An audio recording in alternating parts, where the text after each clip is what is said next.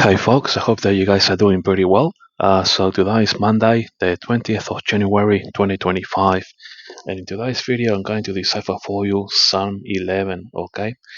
Now Psalm 11 is very short, only 7 verses in here, but they are very powerful verses, okay? Now Psalm 11, if you like, forms part of a cluster of Tribulation period and Millennium Kingdom prophecies, okay? Now I already decipher some of these, okay? Psalm 9, if you like. Then you call Psalm 10, Psalm 11, Psalm 12, Psalm 13, Psalm 14, and so on, okay? So we got a whole cluster of, tribulation and millennial kingdom prophecies within these just 2 pages of my Bible here, okay? And I am trying to decipher all these Psalms here for you, okay? Now I can only do it one at a time because even though, for example, in Psalm 11 there are only 7 verses, they are quite complex to decipher. Okay, so there are no easy verses to decipher, and you really have to seek God, the Holy Spirit, to help you with the discernment of these Bible prophecies, if you like, in these Psalms. Okay, so that's what I normally do. I always seek the Lord before I decipher, and I notice that I'm getting better and better with my biblical decipherings. I'm becoming like a Daniel or a Joseph. Now, Joseph and Daniel were very good interpreters of dreams, but I'm becoming a very good interpreter of the Bible. So a little bit different from them. They were good with interpreting dreams, both Joseph and Daniel, but I'm becoming a lot better in interpreting the Bible. So, then as always, I do have a program here for you folks regarding Psalm 11. Okay, so I'm gonna be going through the whole program. I do have 4 pages, believe it or not, folks. I just finished writing all my notes for this Psalm 11, so we're gonna be going through all the pages. So I do have a breakdown. Okay, now verses 1 to 6 are for the tribulation period, but especially the second half of the tribulation period.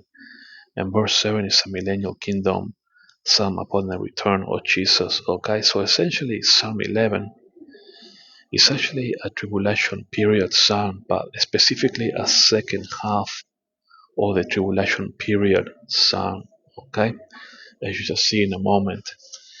Now, when you look at this psalm, okay, this is a psalm of David, okay, and you read the first verse here, and it reads, "In the Lord I put my trust. Has say you to my soul, flee as a bird to your mountain." Now, you're probably thinking, when you read this verse, you're thinking about when David had all his battles and he ended up subduing or defeating, the Syrians, the Moabites, the Ammonites, the Philistines, and the Amalekites, and so on.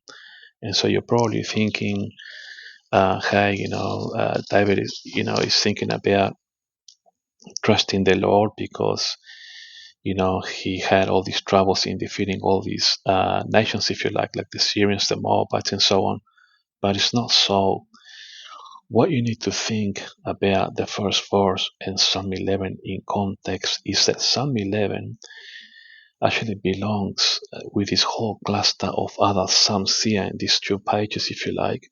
For example, Psalm 9, 10, 11, 12, uh, 13, and 14, and so on.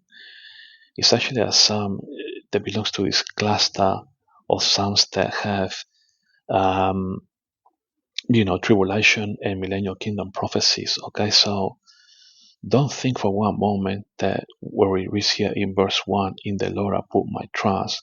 This is what David is saying. In the somehow, David is thinking about his conflicts, having to defeat the Syrians, the Moabites, the Amalekites, the Philistines, and so on. It's actually quite different. David is not saying that at all. He's actually talking about the tribulation period.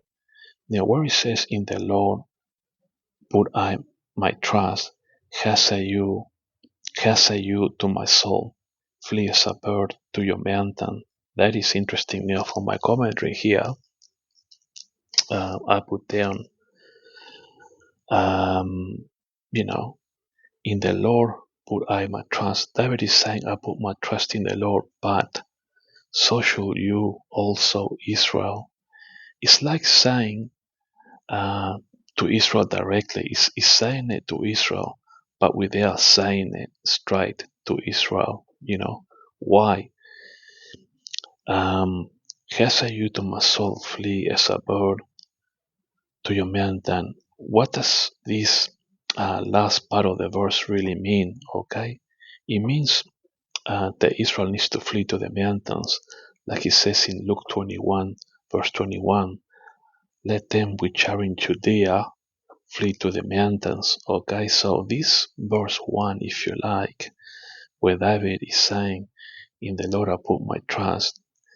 David is basically saying, to Israel, if you like, you better put your trust in the Lord, okay, because then you're gonna have to flee, okay, as a bird to your mountains. In other words, you're gonna have to flee, as it says in Luke 21, verse 21, to Judea, okay, because this verse 1 is actually a verse that belongs to the second half of the tribulation period, when the Jewish people are gonna have to flee. Let those that are in Judea flee to the mountains, because also the abomination of desolation is coming. Okay, so where it says flee to the mountains, it's like as in the prophecy in Luke 21, verse 21. Let them which are in Judea flee to the mountains. The Jewish people will have to flee in the second half of the tribulation period, as Jerusalem is compassed with armies, and the abomination of desolation is near, like it says in Luke 21, verse 20. Why?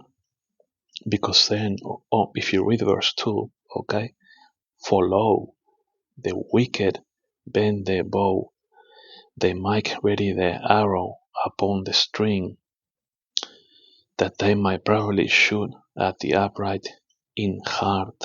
Okay, so we're gonna go back to verse 1 in a moment, but I'm just trying to lay the foundation of verse 1. So what does this really mean? Okay, both Jews and Gentile saints will be targeted.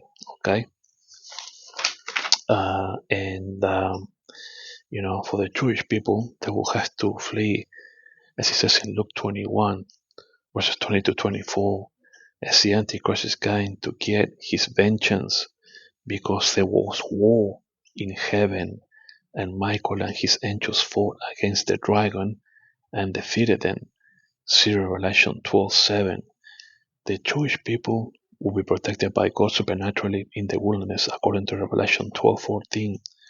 So verse 2 links up to the prophecies in Luke 21, verses 20 to 24, and in that chapter 12 in the book of Revelation. Okay, also all the saints will be overcome, according to Revelation 13, verse 7. Okay, so when you go back to Psalm 11 and you read verse 1, the context is that where it says here, in the Lord I put my trust.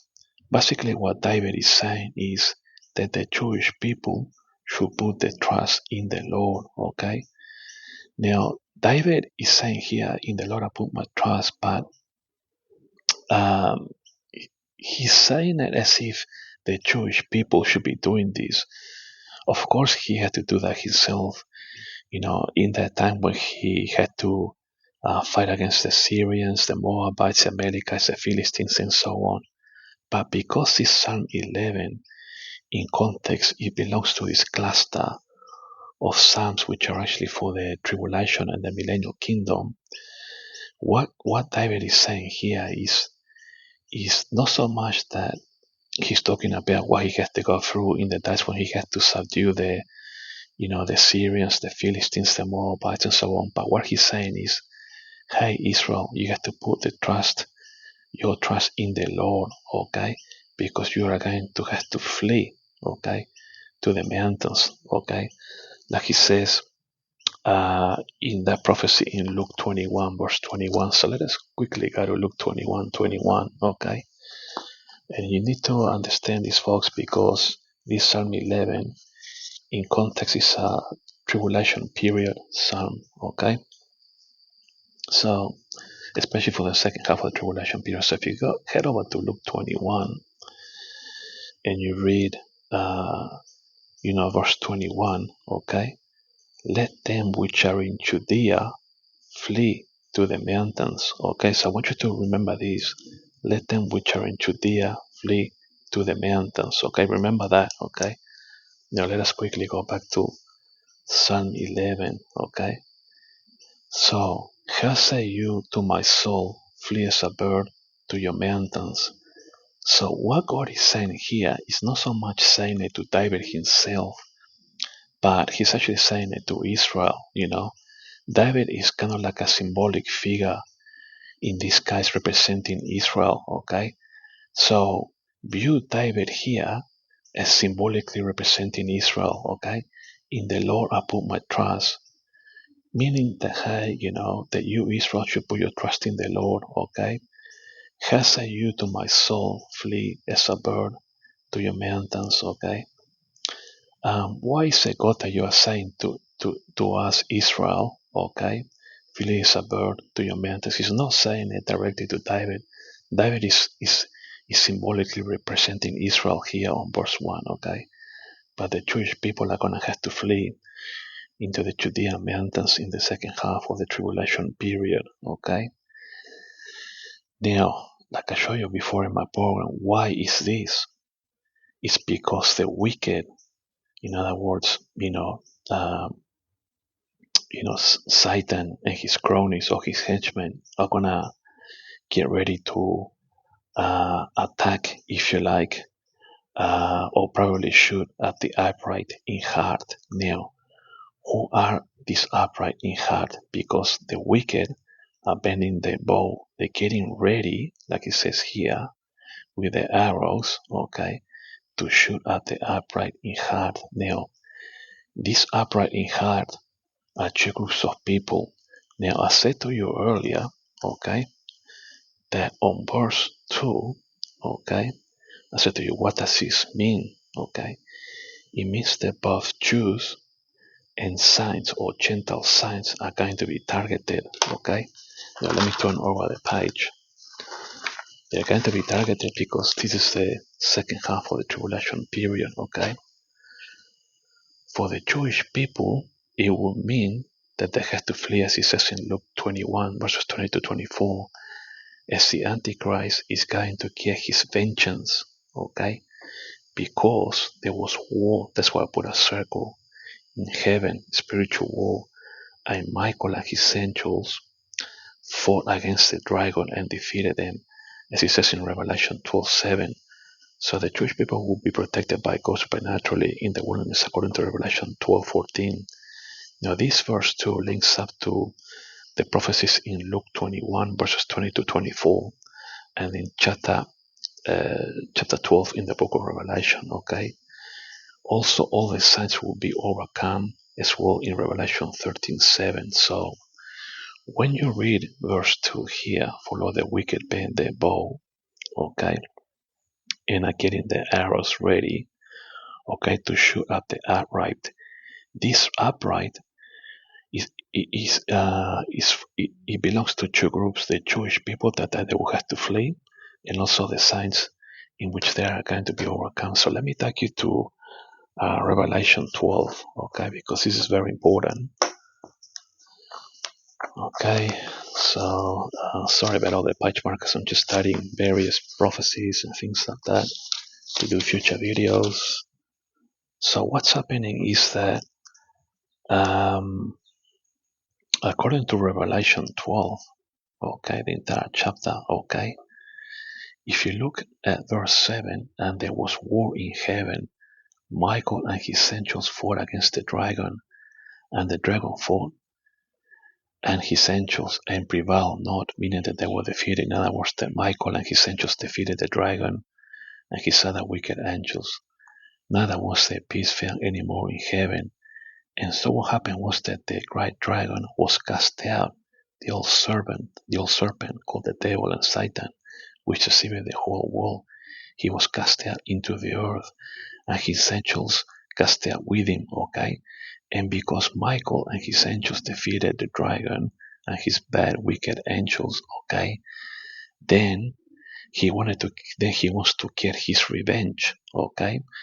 And so what's going to happen is that God is going to have to supernaturally protect in the wilderness, okay, the woman, which is Israel, okay, and to the woman were given, this is Israel, were given two wings of a great eagle that she might fly into the wilderness in her place where she's nourished for a time and times and a half, meaning 3.5 years from the face of the serpent, okay.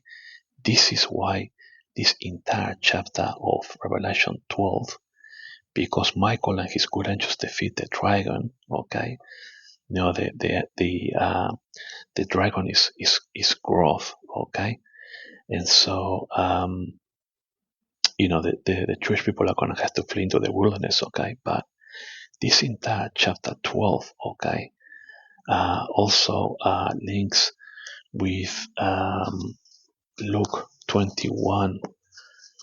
The process in Luke 21. Okay, head over to Luke 21, verses 20 to 24. Okay, and when you shall see Jerusalem compassed with armies, then know that the desolation thereof is nigh. So I just told you that in the book of Revelation, in chapter 12, Michael and his angels defeated the devil. Okay, and so the devil is gonna get his revenge, and so he's gonna compass Jerusalem. Okay, is going to cause the abomination of desolation according to Daniel 9:27. Okay, for these are the days of vengeance. Okay, so that's why the Jewish people have to flee, into Judea. Let them which are in Judea flee to the mountains. Okay, let them which are in the midst of it depart out, and let not them that are in the countries enter therein. Okay, for these are the days of vengeance. Okay, and they shall fall by the edge of the sword. A lot of Jewish people will die, unfortunately, okay, and shall be led captive into all nations, okay, and Jerusalem shall be trodden down of the Gentiles until the times of the end just be fulfilled. In other words, when Jesus comes back, he's going to make that big judgment, okay, in the valley of Jehoshaphat, according to Joel chapter 3, verse 2. So what's happening is that um, in verse 2 here, okay, as Michael and his angels defeat the serpent, the devil, and his bad angels, okay, they're going to get their revenge, okay, they're going to bend their bow, okay, and they're gonna be going after the upright, which includes the Jewish people. I just read you the prophecies in Luke 21, okay, verses 20 to 24, but also this upright is going to be the tribulation saints. They're also going to be overcome according to Revelation 13, verse 7. Okay, so quickly we go to the back of Revelation here. Okay, so head over to Revelation chapter 13, verse 7. Okay, and it was given unto him to make war with the saints and to overcome them, and power was given him over all kindreds and tongues and nations. So both the Jews, okay, and the tribulation saints are gonna be overcome, okay.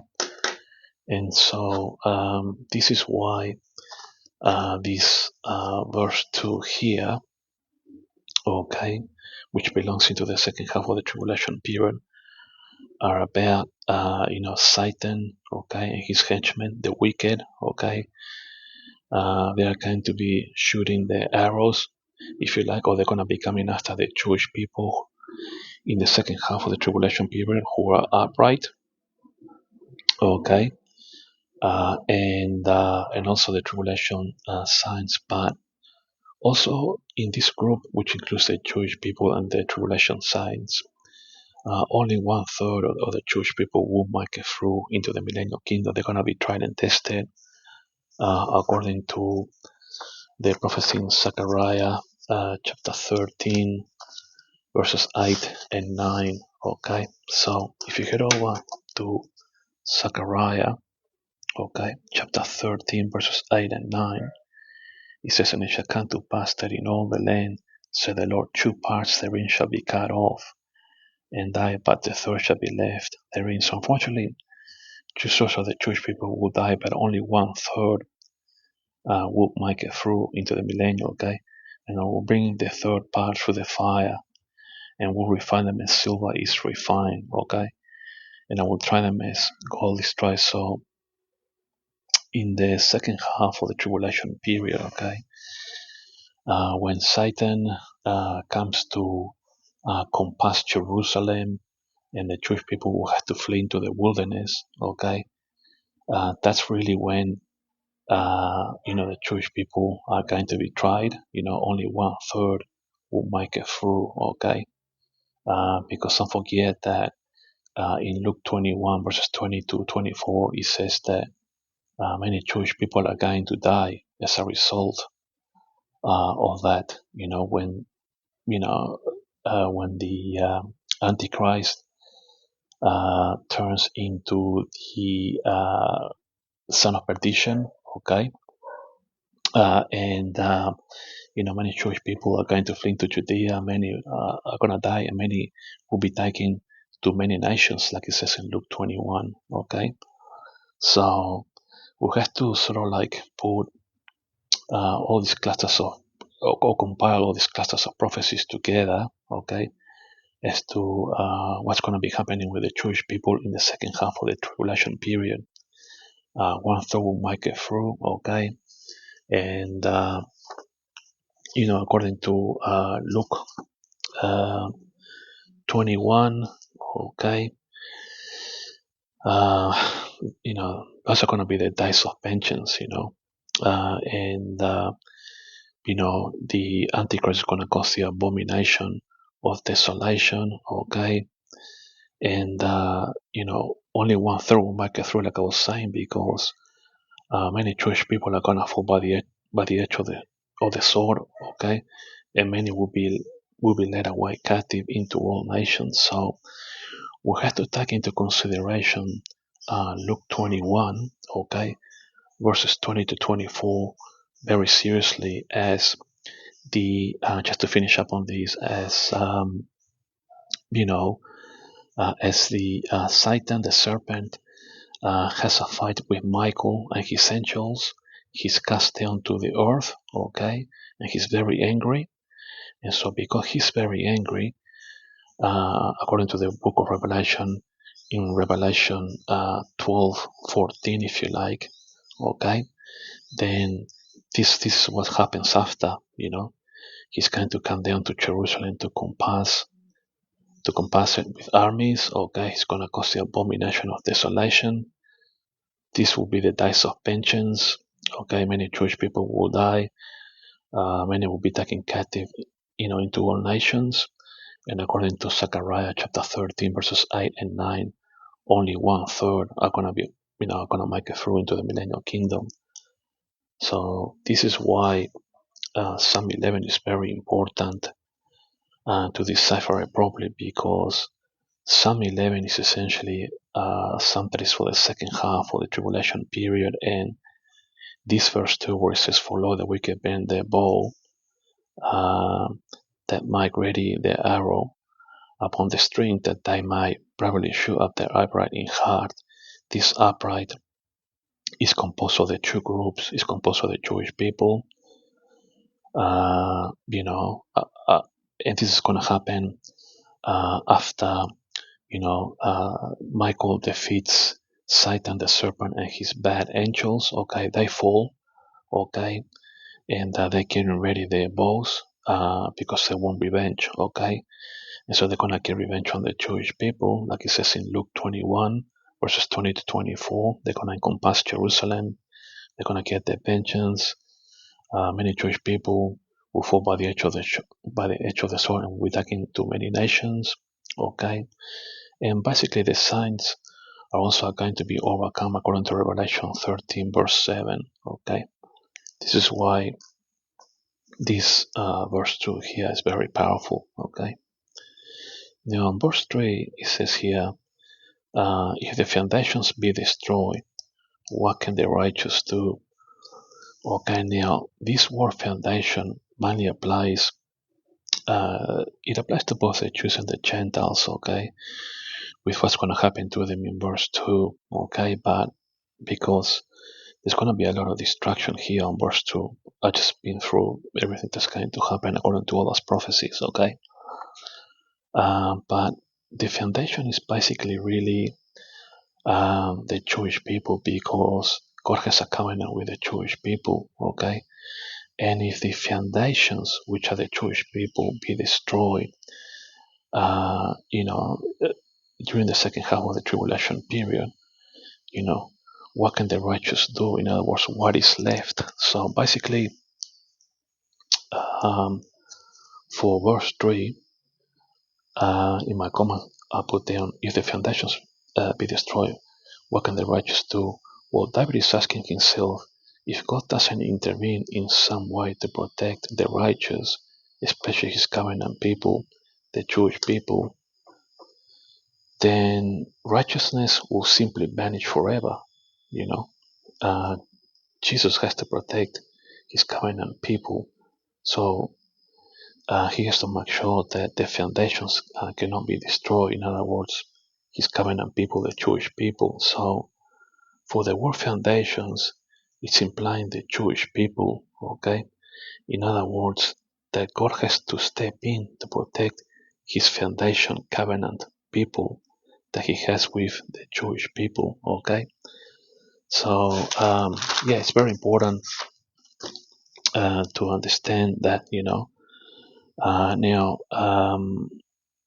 you know, it doesn't really much apply to the tribulation signs, okay? Because the signs are going to be overcome according to Revelation 13:7, and so pretty much after the beginning of the tribulation period, the tribulation signs are going to be practically be overcome, and so what's left after the signs are destroyed are the Jewish people, and so they really are the foundation, okay? So if the foundations be destroyed, what can the righteous do? In other words, yes, the signs will be destroyed, if you like, the tribulation signs will be destroyed, they will be overcome, but the Jewish people will still be left. They are going to be living in the wilderness, and God is going to protect them supernaturally for 3.5 years, okay? So David is saying here, if the foundations be destroyed, in other words, the Jewish people, what can the righteous do? I mean, the tribulation signs will have been overcome according to Revelation 13:7. Okay, and so in the second half of the tribulation period, the only righteous that are left are really the Jewish people, the foundation covenant people of God. Okay, so if the foundations be destroyed, in other words, if the Jewish people be destroyed, what can the righteous do? I mean, what can the righteous do? Meaning that, hey, if all of us are destroyed, especially in the second half of the tribulation period, there's not going to be no one left in righteousness. That's what he's saying here.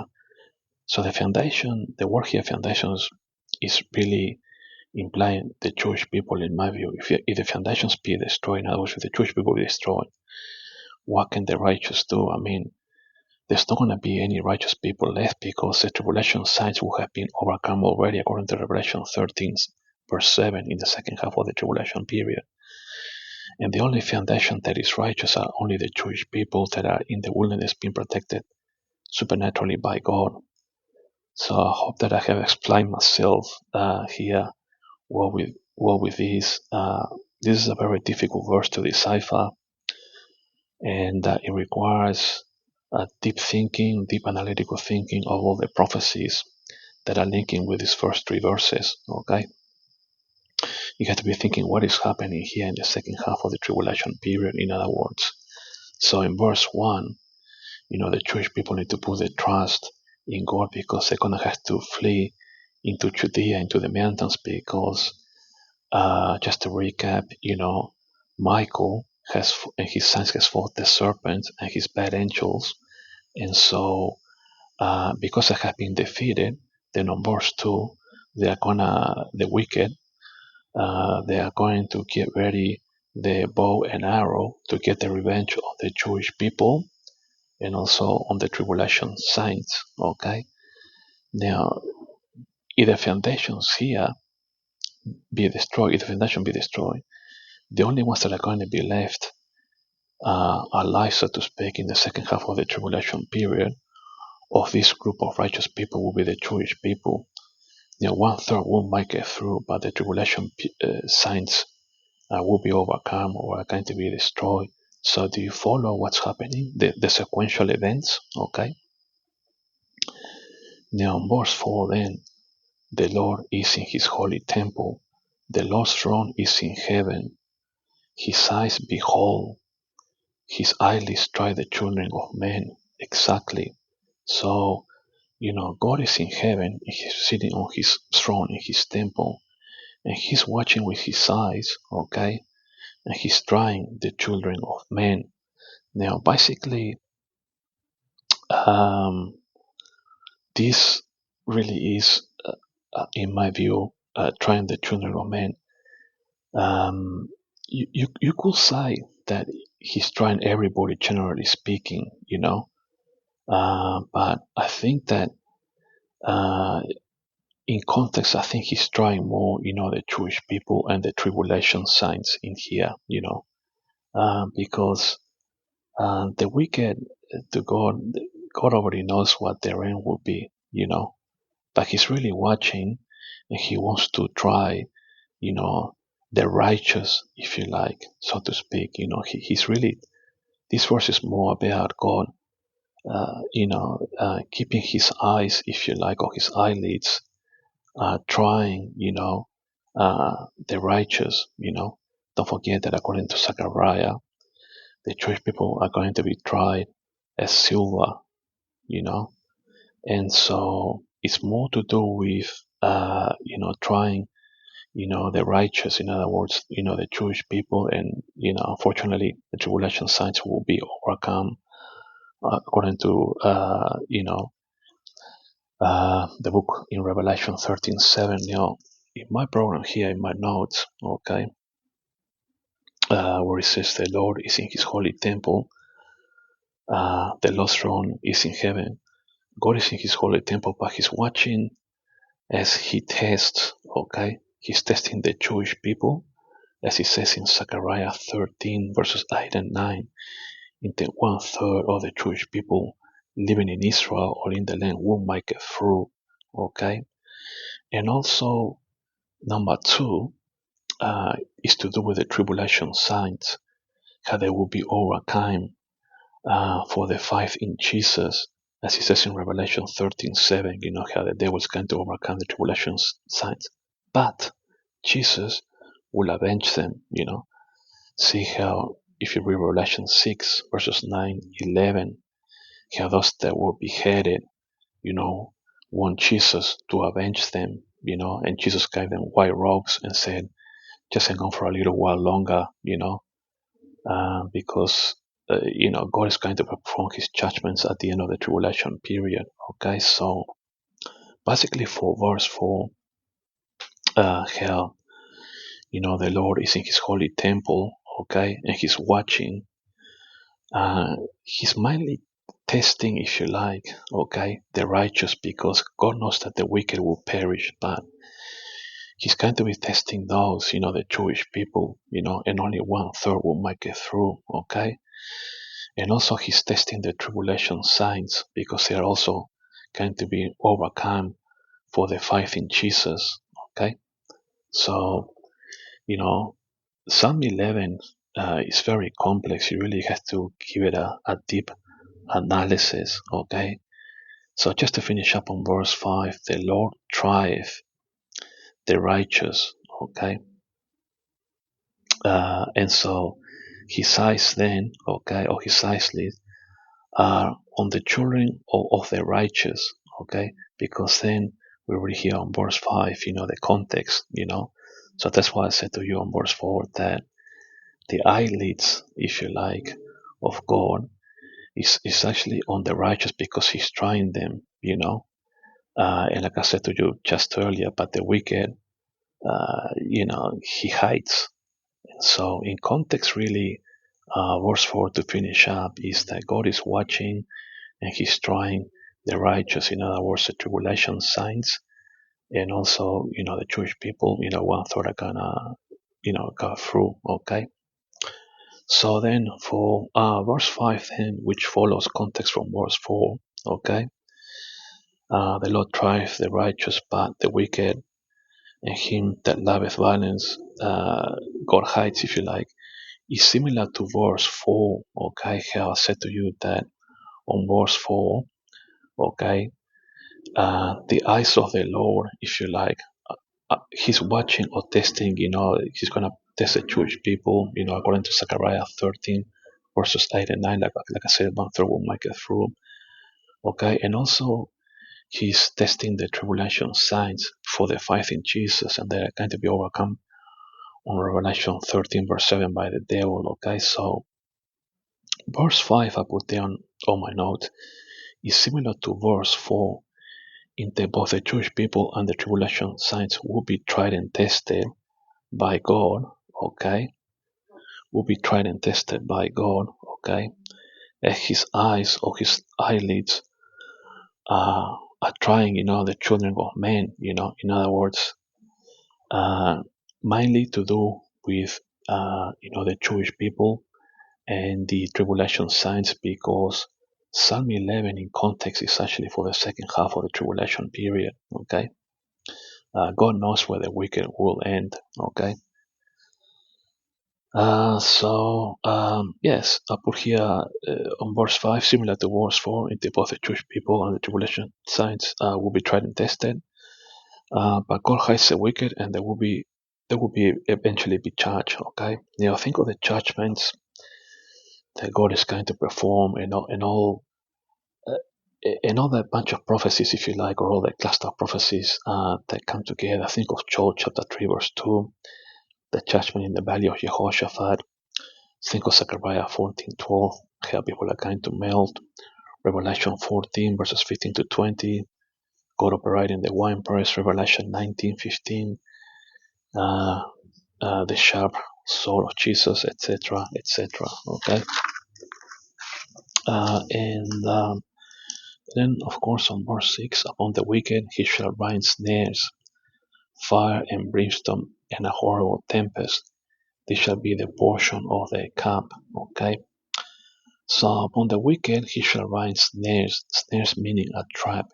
The rapture of the church in itself is actually a trap or a snare to trap the unbelievers. Okay, fire and brimstone and a horrible tempest. That's exactly what the wicked will get. As they perish during the tribulation period, because don't forget the four horses of Revelation. The white represents the Antichrist, the red that comes after that follows represents war, nation against nation, kingdom against kingdom. Then you got the black horse, which symbolizes famine, and then the pale green horse, death and hell, death and Hades follows him. And so when the wicked fall during the tribulation period, okay, they're heading for the lake of fire and brimstone, okay. But the rapture of the church in itself is actually a trap to trap those unbelievers, okay. So for verse 6 then, from my notes I got, upon the wicked he shall rain snares or traps. The rapture of the church will be a snare or a trap for the unbelievers. If you read 1 Thessalonians chapter 5 verse 3, peace and safety, then sudden destruction. Okay, so that will be a snare in itself. Okay, Luke 21:35, for as a snare shall it come on all of them that dwell on the face of the earth, or the face of the whole earth. Okay, so the unbelievers, after the rapture, they're gonna be caught in a snare or during the tribulation period. Okay, now for snares, think also of the judgment judgments rather, of the tribulation period. Think of, the judgments of the seven seals, the seven trumpets, the seven vials, plus the three woes. Okay, fire and brimstone, like it says in the second half of the verse, there in the prophecy, and a horrible tempest. It should be the portion of the cup. So this part of the prophecy links to Revelation 19:20, when the false prophet plus the Antichrist are cast alive into the lake of fire burning with brimstone. Okay, the devil goes into the bottomless pit, according to Revelation 20 verse 3. Also, generally speaking, this prophecy in verse 6 is about the wicked going to hell. Okay, and think of, like I said earlier, what the seven seals, the seven trumpets, and the seven vials will represent. These horrible judgments, which are going to be like a trap for them, and also it's going to be a horrible tempest going through all these judgments, the seals, the trumpets, and the vials, and the three walls, plus not to mention that those that die during the tribulation period will end up going to hell, facing the fires, they're going to be burning hell and facing a horrible tempest. And this is what's going to happen also at the end of the tribulation period, when God judges the false prophet and the Antichrist. They're going to be cast alive into the fire burning with brimstone, and the devil, according to Revelation 20 verse 3, he's going to be put into the abyss, okay, for 1,000 years. To finish up then on verse 7, for the righteous Lord loveth righteousness. Yeah, of course, God loves righteousness. His countenance does behold the upright. Now, this is quite interesting. This is actually a Millennium Kingdom prophecy because, of course, the Lord loves righteousness, but because in context Psalm 11 is mainly for the second half of the tribulation period, then his countenance does behold the upright. You have to think, okay, well, if this whole psalm is for the second half of the tribulation period, and the Lord loves righteousness, his countenance behold the upright. Who are this group of upright? Okay, because it says here, his countenance does behold the upright. So in other words, his countenance is going to be on those that might have through into the Millennium Kingdom. And so this is the group that will be based on the Jewish people that might get through into the Millennium Kingdom, plus the sheep nations that might get through into the Millennium Kingdom as well. So for verse 7, where it says, for the righteous Lord loveth righteousness, his countenance doth behold the upright. This is made up of that group, the upright in the end, okay, at the end of the tribulation period, will be the Jewish people that might get through into the Millennium Kingdom, okay. Not only in the land, because you have to think that 1/3 of the Jewish people that are living in the land in Israel at the end of the tribulation period, 1/3 will make it through, according to Zechariah chapter 13, verses 8 and 9. But all those Jewish people that might get through that are living captive around the world, they will also, and they might get through to the Millennium Kingdom, they will also be part of this group of Jewish people going to the Millennium Kingdom, okay? And then plus the sheep nations that go through into the Millennium Kingdom. Don't forget that according to Matthew chapter 25, verses 32 and 33, Jesus is going to have the judgment of the sheep and the goat nations, okay? So there will be some sheep nations that might get through into the Millennium Kingdom. And so the countenance of Jesus is he's going to be on the upright, but that upright is going to be made of two groups, the Jewish people that might get through into the Millennium Kingdom, and also the sheep nations as well, okay? Alright folks, I know that this video is rather long, 45 minutes just about, but although we got here 7 verses, you have to think a lot about them and how they form or combine with other prophecies. You have to think about practically everything as to how all this is going to come to pass. It's a small sum, if you like, but you really have to give it deep analysis, especially with the first three verses, which are sequential in order, meaning that in here, the Jewish people have to flee to the mountains. They're going to have to put trust in the Lord on verse 1. On verse 2, as Michael, the archangel, and his angels defeat uh, Satan the serpent and his bad angels, okay? They are getting angry because they lost the battle in heaven, and so they're coming for vengeance. And so they're gonna get their bows and arrows ready, against the Jewish people, and they're also gonna be overcoming the Tribulation Saints, okay? And then on verse 3, if the foundations be destroyed, what can the righteous do? In other words, that Jesus will have to protect his foundation covenant people, the Jewish people. He cannot allow them to be destroyed because the tribulation signs are going to be destroyed, according to Revelation 13, verse 7. When the devil comes in the second half of the tribulation period, he's going to overcome them, and the only foundation righteous people that are going to be left are going to be the Jewish people. Okay, and so Jesus will have to protect his foundation covenant people. Okay, and then on verse 4, God is going to keep his eyelid, and he's going to be trying, the righteous people, meaning the Jewish people, and the tribulation saints. But he knows that on verse 6, on the wicked, he's going to set traps for them. He's going to judge them, with the 7 seals, the 7 trumpets, the 7 vials, plus the 3 woes. Plus, the judgment when Jesus comes back with the saints. He's going to be operating the wine press and, eliminating all the wicked people, okay? And the ones that are left over, those that are righteous in the Lord, he's going to be showing his countenance on the upright, but this countenance upon the upright will be those that might get through into the Millennium Kingdom, meaning the Jewish people, all those that might get through, plus all the sheep nations that might get through into the Millennium Kingdom. Alright, folks, thanks for watching, and I'll talk to you all later.